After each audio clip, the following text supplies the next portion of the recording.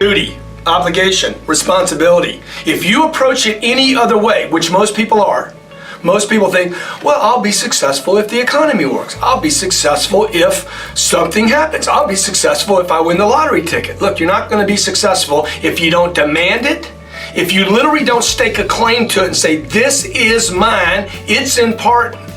You're not going to have it, I promise you. I know, I'm telling you from experience. I spent the first 25 years of my life like a spectator, watching other people get successful and then wondering why I wasn't. Success is your duty. It is your responsibility. Your obligation and your responsibility. It's important. So they would make time for it because they make time for the things that make them money. If you have a customer, hopefully, if you have a customer and you're working a deal with that customer and you got a hamburger in front of you, hopefully you're going to push the hamburger aside and work that deal because the priority is to make money. In the same conversation, that sales manager does not believe that sales training converts to ROI or money, so he doesn't make the time for it. When you say you don't have time, the truth is you're saying, I'm not making it a priority because I don't think it makes me money. I'm going to ask you a question right now. Do people know you because of your unbelievable work ethic? If you can't answer yes to that, man, you're not going to get in that top 10%. You got to get at the top. People have to know you, not because, oh, he's a good salesman. Oh, he's a good this. Oh, he's an artist. Oh, he's a good pianist. Oh, he writes a great, story. No, dude, people need to know you for one major thing first. He works. He produces. The guy's there every day. The guy's pushing and shoving. Because the truth is, no matter how good your ideas are, how good your art is, or how good your skill set is, if you're not working, man, if you're not vibrating at a frequency that people say, my God, how does that guy do all that? If you're not vibrating at that rate, 10x levels, massive action, tremendous work ethic that's just a muscle now, and it's just a discipline in your life, and it's a normal way that other people think is abnormal. Ryan Seacrest, Tom Cruise, Oprah, Steven Spielberg, Donald Trump, still pumping and working as a billionaire. Look, if you're not working at that level, you're not going to make it. Get your work ethic in, man. It's the American way. Work ethic. Check it out. I mean, that's the biggest struggle. Just you get around one guy says, yeah, you can do it. And then you talk to him tomorrow and he's like, no, dude, this is freaking, you can't do this. There's so few people telling you to do it. You know what there is a lot of? Save your money, protect yourself, conserve, don't spend, don't take risk. Taking risk is the new way to be risk adverse. So, the biggest struggle for me was my family, man. The people closest to me was the biggest struggle. Every time I went out to do another deal, everybody told me, you don't need to do that, man. The only person that was encouraging me was my twin brother because I would see how he was doing it. Dude, he was making his swings. And so every time I'd get around other people, so I'll tell you a little trick I did. On weekends, I would always go see homes I couldn't afford. That has always inspired me. I would go drive neighborhoods. Literally, I've done this my entire life until I finally got to the point where they wouldn't even let me in the neighborhood. There's neighborhoods in Miami, dude, you can't even go see. They won't even let you in the gates.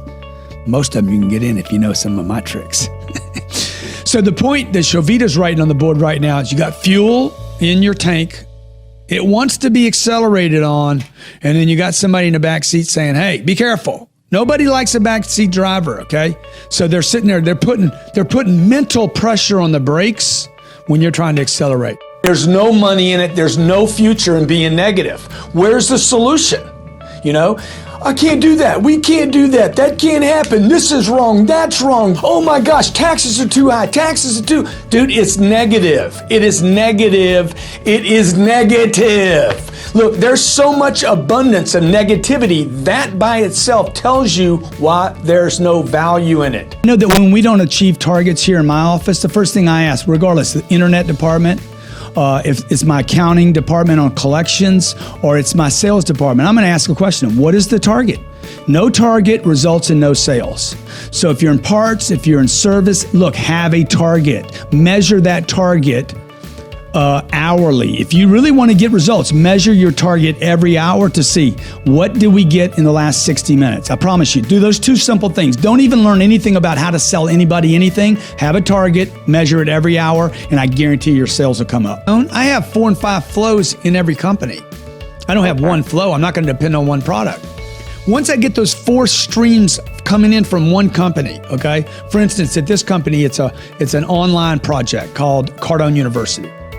Then there's speaking gigs, then there's books, then there's audios, there's MP3s. Those are flows coming in for one company. At some point, I'm like, okay, let's do a second deal.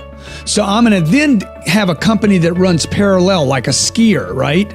I don't want the skis crossing over. I want them to be parallel so that anything that maybe I can't do any longer in this company, maybe I'm gonna outsource to a partner and build a second company. Then once these 2 are skiing along and happy, maybe I'm gonna go do a third company out here that I have a passion for that has nothing to do with these first 2. That is not diversification. That's multiple strong flows. And when I make a bet on this third company, dude, I want to take it. I want to take all the money from these first 2 flows, and I want to say, hey, if it's a good deal, go all in. If you're not sure, don't put any money in it at all, folks. I mean, there's so many mistakes salespeople make. I think you need to get down to like the main ones, but you're not selling the solution. I mean, even before that, though, I would say, Corinne, is the biggest mistake. People are not excited. They're not alive. They're not showing interest in the cycle, and they lose interest. I was in Barcelona recently, and I was looking at a watch, and the cycle didn't close. I could have bought the watch. I was qualified to buy the watch. I'm the one that walked myself in the shop on my vacation to look at the watch. I knew exactly the watch I was looking for. And when I left, my wife said, what could he have done to close the sale? I said, well, he could have kept life in the cycle. He could have kept the cycle open. So what I mean by that is, look, if you're not interested, if you don't believe the cycle can be closed, it will not close. So the number one mistake I think salespeople, managers, and the store makes is they assume a close can't be had that day. I go into every cycle, every sales cycle with every prospect, every phone call, no matter how complex the sale is or how simple it is, with the belief that I can sell that product that day, this time, now. If you want to stay really motivated, if you want to answer the question to why people that have already made it keep pushing, it is because they don't operate on quotas, they operate off potential. They're driven to reach their potential. This is also tied to their ethical obligation. They know what they're capable of. Nobody can tell you what you're capable of. You're the only one that knows, okay? So work to your potential, not your quota. Quotas are numbers. Who made them up? Some guy says, okay, your quota is blah, blah, okay? Based on what? How did he come up with that quota? He only picked that quota, that number, because he thinks it's significant or compared to other people maybe in your industry. Look, don't operate on quotas. You want them, clearly you want them, but you want to be driven to reach your potential, not just some number, some mechanics. Hey, my potential, I know. Nobody else knows it. I know what it is. You know yours.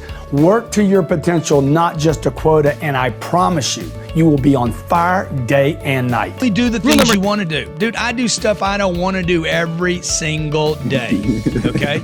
So I don't know who these people are that don't do the things they don't want to do. Maybe they were given a business or something, but I'm gonna tell you something, man. If you don't do the things you don't want to do, you're not gonna grow your business. You won't keep your business. I'm telling you, you have to be willing to do. You got to be so obsessed that you don't care. See, an obsessed person doesn't care if they have to clean a toilet. An obsessed person doesn't care if they don't like that activity, but they have to do it. You're obsessed. You're in it. You do it anyway, no matter what.